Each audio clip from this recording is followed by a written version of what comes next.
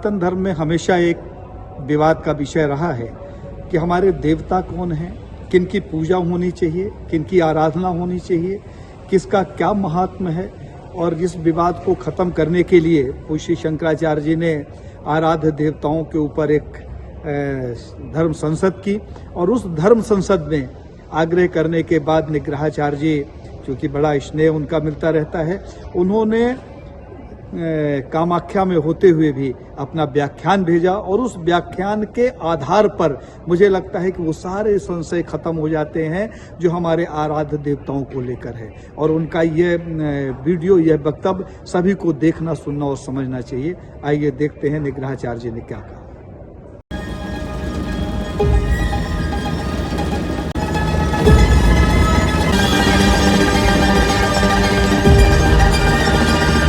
श्रीनाथमचलं नित्यं सर्वज्ञत्वादिकामदं वन्दे मूलाधिकारस्थं बोधरूपं जगद्गुरुम्। उत्तरामनाय ज्योतिष पीठ की ओर से हमें यह निमंत्रण प्राप्त हुआ है कि परम धर्म संसद के इस सत्र में कुंभ के पावन अवसर पर हिंदुओं के उपास्य देवताओं के विषय में हम एक लघु वक्तव्य निर्गत करें और देवताओं के शास्त्रीय स्वरूप पर अपना विमर्श प्रस्तुत करें। इस आशा के साथ हम इस वक्तव्य को निर्गत कर रहे हैं कि मूल और अविकृत प्रारूप में इसे यथावत प्रसारित किया जाएगा। द्युतिम क्रीड़ाम वा तनोति इति देवः, जो अपने दिव्य विलास का विस्तार करे, तेजस्विता का विस्तार करे, उसे सनातन धर्म में देवता की संज्ञा प्राप्त है। देवताओं के कई स्तर होते हैं। आपके कुल में कुल देवताओं की प्रतिष्ठा होती है। प्रत्येक कुल के कुल देवता अपने अपने कुलागमानुसार नित्य सुपूजित होने चाहिए। कुल देवता के प्रकोप से व्यक्ति की बुद्धि का, तेज का, बल का, ऐश्वर्य का विनाश अति शीघ्रता से हो जाता है, एवं कुल देवता की प्रसन्नता से उसके समस्त अभीष्ट अपेक्षाकृत अधिक सरलता से संसिद्ध भी हो जाते हैं। जिस कुल में व्यक्ति का जन्म होता है उसके कुल देवता की पूजा भी शास्त्रोक्त अनुशासन में विहित है। इसके अनंतर जिस गोत्र में उसका जन्म हुआ उस गोत्र से संबंधित भी कुछ निश्चित देवता होते हैं। उन देवताओं की आराधना भी व्यक्ति का अपरिहार्य कर्तव्य है।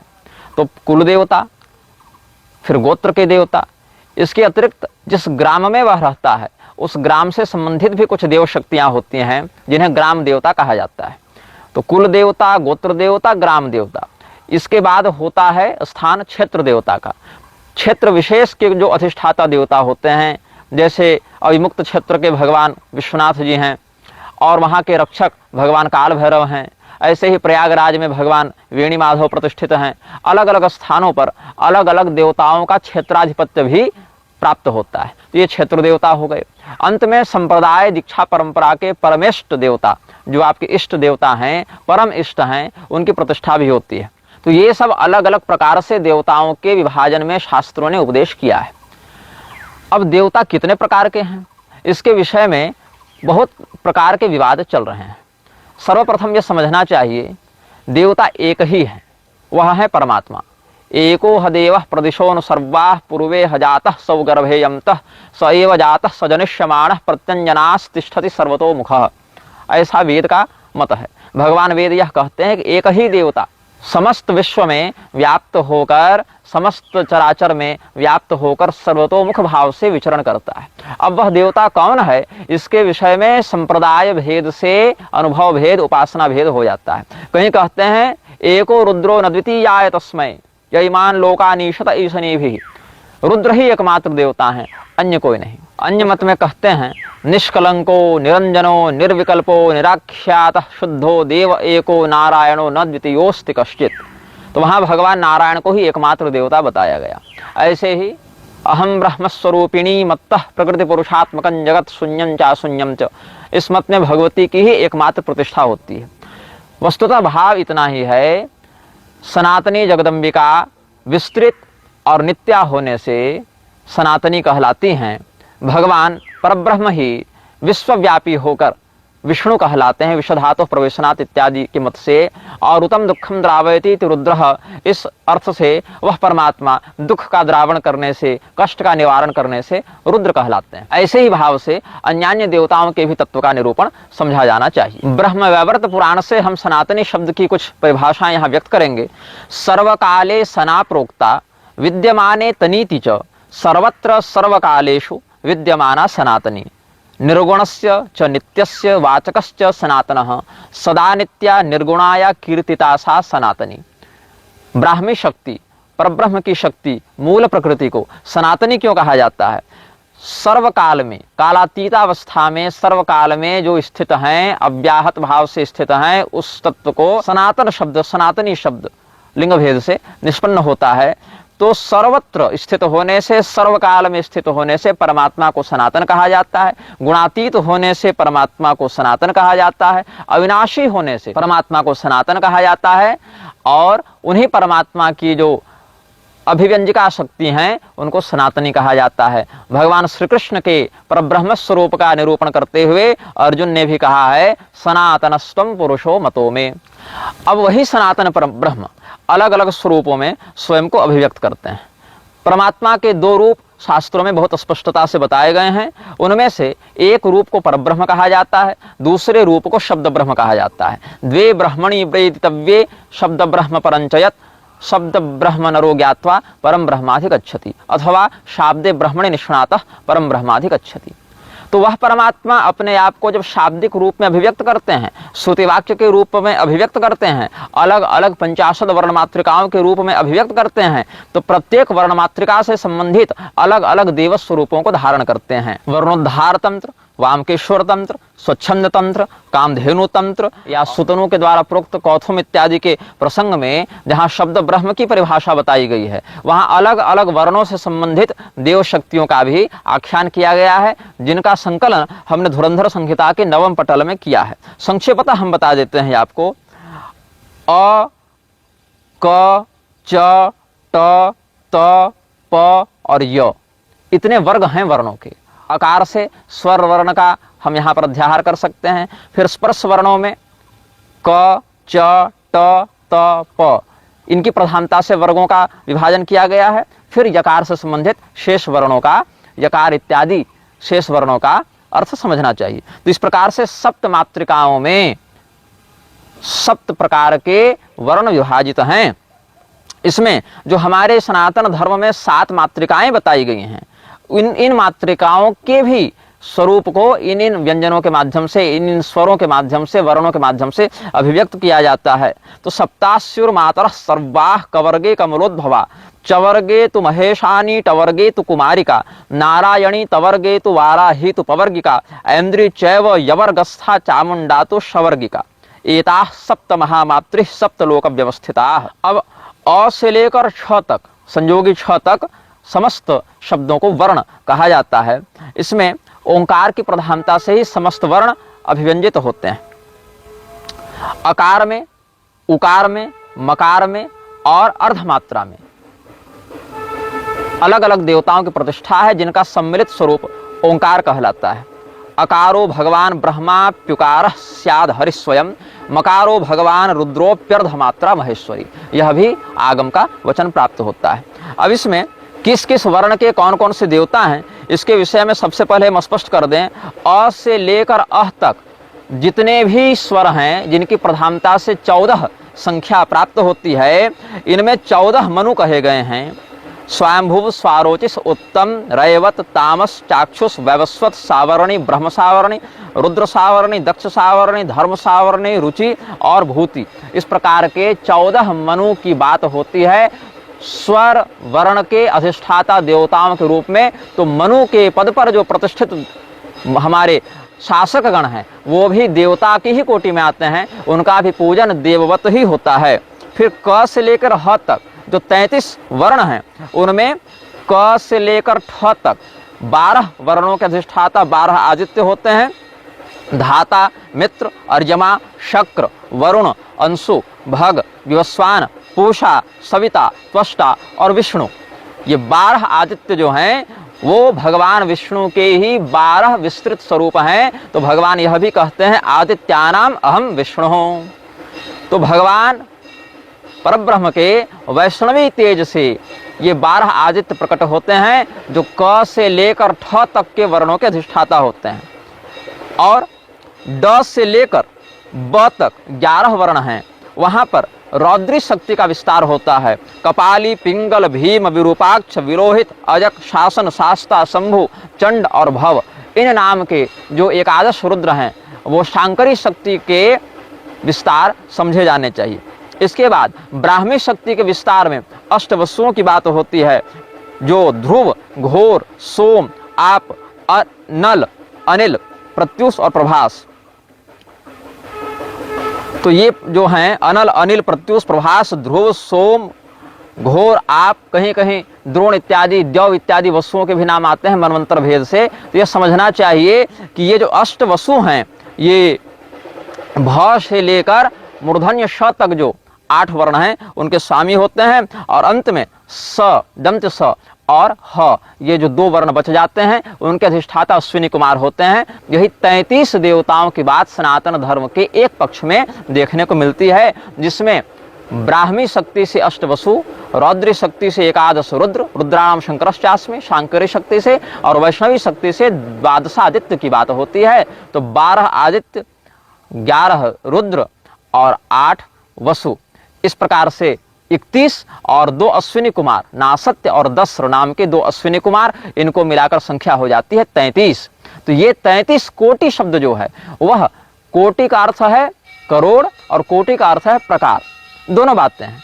तो कितने प्रकार के देवता हुए? तो इस वर्ण मातृका के विभाजन में 33 प्रकार के देवता जो हैं वो क से लेकर ह तक होते हैं। इसके अलावा 14 प्रकार के जो मनुसंज्ञक देवता हैं वो स्वर वर्ण के अधिष्ठाता होते हैं, और 7 प्रकार की जो मातृकाएं हैं वो वर्णों के वर्गों की अधिष्ठात्री देवियां होती हैं, ऐसा समझा जाना चाहिए। जितने भी प्रकार के संस्था, समाज, कथावाचक चल रहे हैं उनमें 2 पक्ष अब बंटते जा रहे हैं। एक जो मानते हैं कि 33 ही देवता हैं, ये आदित्य, रुद्र, वसु, अश्विनी कुमार मिलाकर, कहीं कहीं अश्विनी कुमार के स्थान पर प्रजापति इत्यादि की भी गणना करते हैं, और कुछ मानते हैं कि नहीं, देवता जो है वो 33 करोड़ हैं। अब तो ये विडंबना हो गई कि नए नए देवता भी उत्पन्न होने लगे। एडुक चिह्ना पृथ्वी कलावस्मिन भविष्यति, इस कलयुग में तो मजारों से पृथ्वी भर जाएगी। यह भी शास्त्रीय भविष्यवाणी हमारे ऋषि महर्षि पूर्व काल में ही करके सब समझा चुके हैं। तो कहीं पर कोई उत्पन्न होता है, किसी व्यक्ति को शिरडी साईं के नाम से पूजित करने लगता है, कहीं कोई घनश्याम पांडे पैदा होता है जो भयंकर विलास का प्रदर्शन करके और म्लेच्छराज आदि के द्वारा पुरस्कृत होकर स्वयं को भगवान अक्षर नारायण बना देता है। कोई कहीं पर पैदा होता है स्वयं को परब्रह्म कबीर बना देता है रामपाल के मत का अनुसरण करते हुए। कोई कहीं पर पैदा होता है तो साईं के बाद उसका पुनर्जन्म सत्य साईं भी कर देता है, फिर प्रेमा साईं भी कर देता है। कहीं पर कोई स्वयं को कल्कि अवतार बताए घूम रहा है, कहीं पर कोई स्वयं को त्रिदेवों का अवतार बताए घूम रहा है। अभी तो एक शक्ति पुत्र का भी हमने देखा जिसमें वह कह रहा था कि ये राधा कृष्ण इत्यादि तो सीताराम इत्यादि तो सामान्य अवतार हैं और श्री सच्चिदानंद अवतार तो हम ही हैं। तो ऐसे बहुत से लोग अलग अलग संस्थाओं के नाम से अलग अलग देवताओं की आड़ में कोई न कोई हनुमान जी को पकड़कर आगे बिजनेस चला रहा है, कोई भगवती राधा को पकड़कर आगे बिजनेस चला रहा है, कोई राम जी के नाम पर चला रहा है, कोई शिव जी के नाम पर चला रहा है। और इनके पीछे जो शास्त्रीय देव तत्व है उसका अवहेलन होता है, उसका तिरस्कार होता है। और जब शास्त्रीय देव तत्वों का ह्रास होगा, इष्टान भोगान ही वो देवा दास्यन्ते यज्ञ भाविता, जब देवता ही यज्ञ भावित नहीं हो रहे हैं, देवता ही विधिपूर्वक सुपूजित नहीं हो रहे हैं, तो इष्ट भोगों का वह वरदान कैसे प्रदान करेंगे? जब देव शक्तियों का, कुल देवता, ग्राम देवता का अपमान किया जाएगा, हमारे प्राचीन शास्त्रीय देवालयों को भूमाफियाओं के द्वारा, राजनीतिक ठेकेदारों के द्वारा जब विध्वंस किया जाएगा, कब्जा किया जाएगा, कॉरिडोर के नाम पर वहां विविध प्रकार के अत्याचार किए जाएंगे, विविध प्रकार की अमर्यादाएं की जाएंगी, तो देव शक्तियां कितनी कृपा करने के लिए लालायित रहेंगी मनुष्यों पर, यह कोई भी सामान्य शिष्टाचारी व्यक्ति सरलता से समझ सकता है। अथर्ववेद के 11वें कांड में एक ब्रह्मचारी सूक्त प्राप्त होता है जिसके अंतर्गत कुछ मंत्र बताए गए हैं।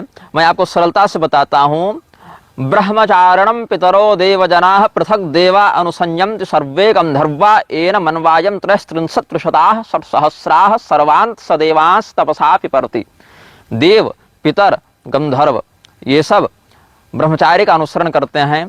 30, 300 और 6000 देव हैं। इन सब देवों का वह ब्रह्मचारी अपने तप से पालन करता है। तो जो वेदों के नाम से संस्थाएं चल रही हैं, आर्य समाज इत्यादि भी, वो इन श्रुतियों पर ध्यान क्यों नहीं देती हैं?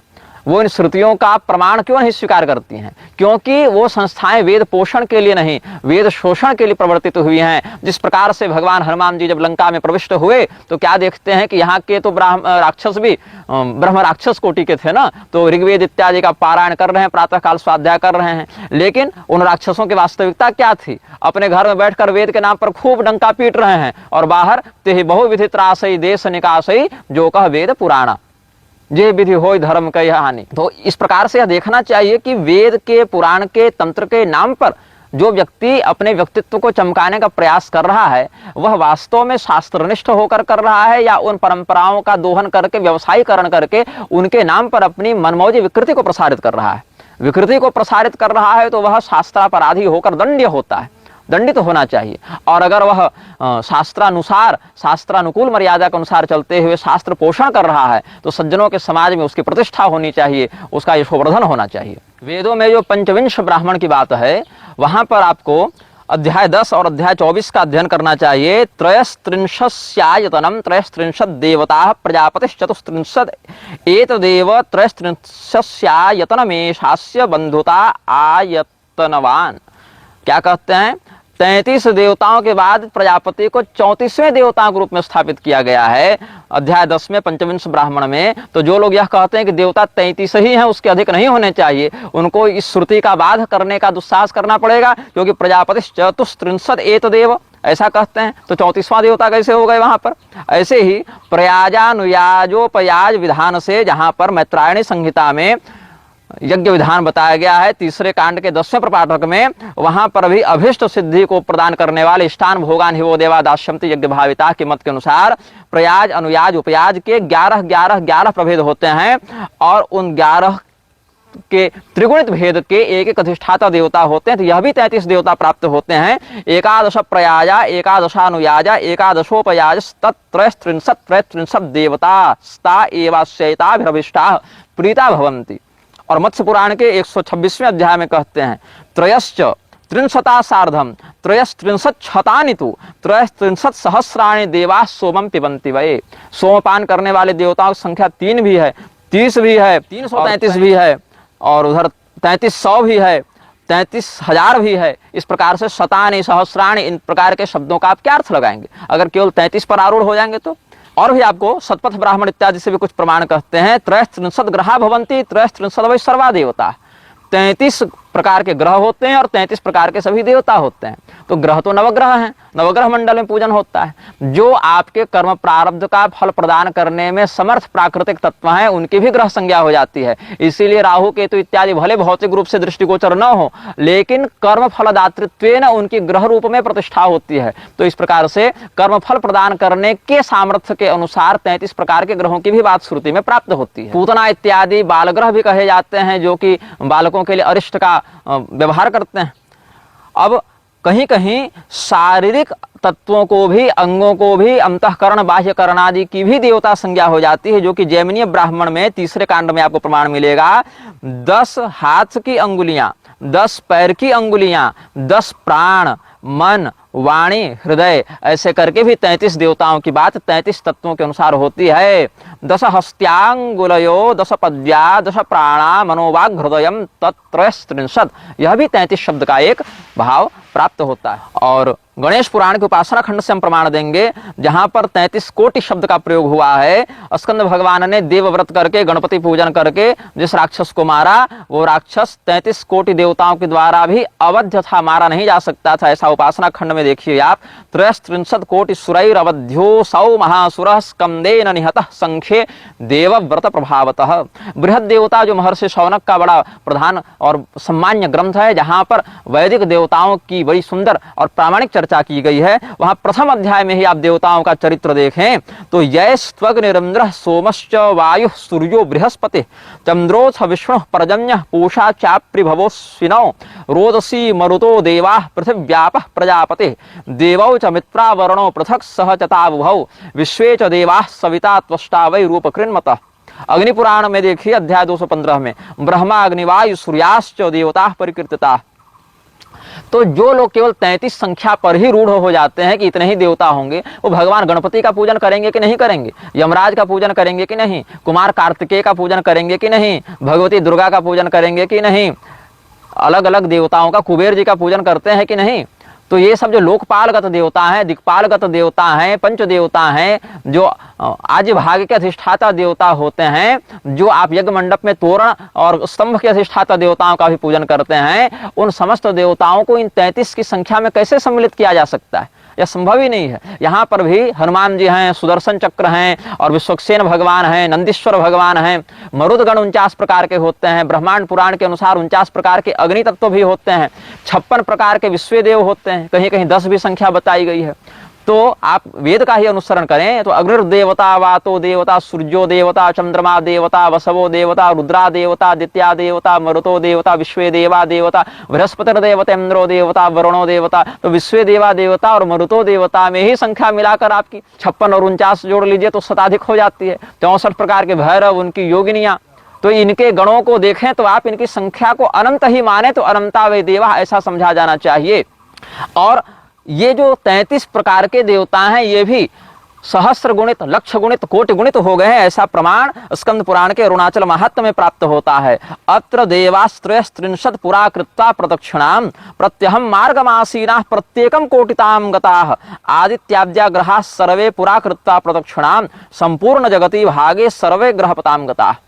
तो इस प्रकार से यह चिंतनीय है कि हमारे सनातन धर्म में, शास्त्रों में कितने प्रकार के, कौन कौन से देवता बताए गए हैं। शास्त्र विहित देवता का निरादर करके अपने कुलागम सम्मत, गोत्र सम्मत, क्षेत्र सम्मत, संप्रदाय सम्मत, शास्त्र विहित, श्रुति स्मृति पुराणागम सम्मत देव विग्रहों का परित्याग करके जो काल्पनिक और अविधि पूर्वक प्रतिष्ठित देवताओं का यजन करता है, वह देवापराध का दोषी होकर देवकोप का भागी होता है। उसके लिए किसी भी ऐहिका मुस्मिक कल्याण और श्रेय की भावना हम नहीं समझ सकते हैं। पद्म पुराण के उत्तरखंड से भी एक प्रमाण हम यहाँ प्रस्तुत करेंगे। सदारा विबुधा सर्वे स्वानाम स्वानाम गणैः सह त्रैलोक्य तत्त्रयस्त्रिंशत् कोटि संख्या यथा भव।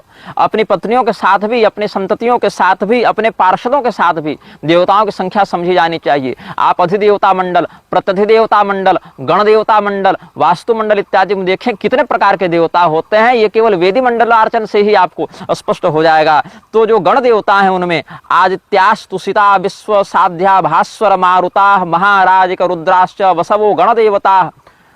30 प्रकार के तो तुषित देव ही होते हैं। आदित्या द्वादश प्रोक्ता तुषितास्त्रिंश देव ही, विश्वे देवा दश प्रोक्ता साध्या द्वादश कीर्तिता। 12 प्रकार के तो साध्यगण होते हैं। वही साध्यगण जिनको हंस भगवान ने तत्व ज्ञान का उपदेश दिया था, वही हंस भगवान जो प्रयाग के निकट में हंस तीर्थ में अवतरित हुए, और वही हंस तीर्थ जहां राजनीतिक संरक्षण से सत्यम योगी ने अवैध कब्जा कर रखा है।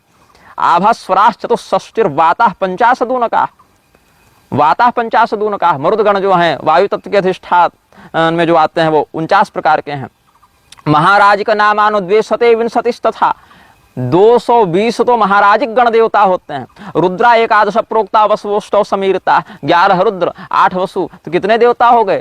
400 प्रकार के देवता तो यही प्राप्त हो जा रहे हैं आपको। और देवताओं में भी अलग अलग प्रकार के वर्ण की बात है।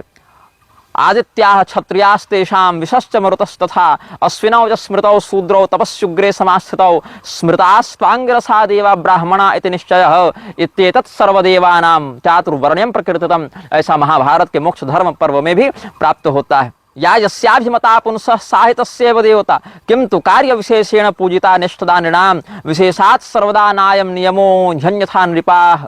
नृपाणां देवतं विष्णु तथैव च पुरंदरः विप्राणाम् अग्निरादित्यो ब्रह्मा चैव पिनाकधृक् देवानां दैवतं विष्णुर्दानवानां त्रिशूलभृत् गंधर्वाणां तथा सोमो यक्षाणामपि कथ्यते विद्याधराणां वाग्देवी साध्यानं भगवान् हरिः रक्षसां शंकरो रुद्रः किंनराणां च पार्वती ऋषीणां दैवतं ब्रह्मा महादेवश्च शूलभृत् मनूनां स्यादुमा देवी तथा विष्णुः सभास्करः गृहस्थानां च सर्वेश्वर ब्रह्मा वै ब्रह्मचारिणां वैखानसामम्बिका स्याद्यतीनां च महेश्वरः भूतानां भगवान रुद्रः कुष्मांडानां विनायकः सर्वेषां भगवान ब्रह्मा देवदेवः प्रजापतिः इत्येवं भगवान ब्रह्मा स्वयं देवभ्यभासत।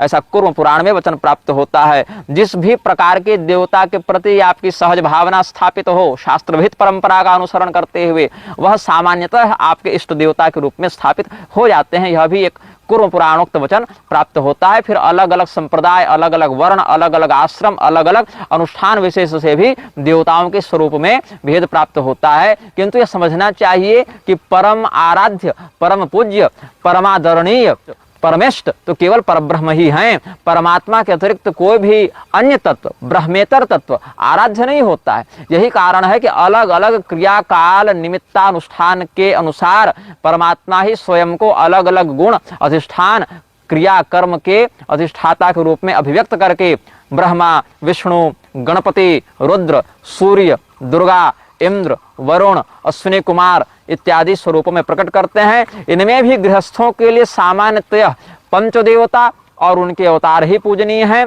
और उद्देश्य विशेष से नवग्रह आदि, वास्तुमंडल आदि, क्षेत्रपाल, योगिनी, सर्वतोभद्र, षोडश मातृका इत्यादि जो है अनुष्ठान विशेष से भी पूजनीय हो जाते हैं। लेकिन समस्त गृहस्थों के लिए समास व्यास योग से लघु या विस्तृत प्रारूप से पंचदेवता पूजनीय हैं। देवताओं के शास्त्र संप्रोक्त शास्त्रभित अवतार ही समादरणीय हैं। इसके अतिरिक्त कोई भी अन्य काल्पनिक देवता किसी संस्था के द्वारा, किसी व्यक्ति के द्वारा धर्म की आड़ में स्थापित किया जाता है, प्रस्तुत किया जाता है, प्रोत्साहित किया जाता है तो न केवल वह बहिष्कार्य है अपितु शास्त्रीय सीमा में वह घोर दंड का पात्र भी है। ऐसा हम समझते हुए आप समस्त परम धर्म सांसदों के लिए ऐहिका मुस्पिक मंगल की कामना करते हुए अपने वक्तव्य को पूर्ण करते हैं। श्रीमन्नारायण हर हर महादेव। नमश्चंडिकायै बाह्यांतर कला मध्ये भांड ब्रह्मांड चारिणीं वेश्यदां त्रिगुणातीतां वंदे निग्रहकारिणीम्।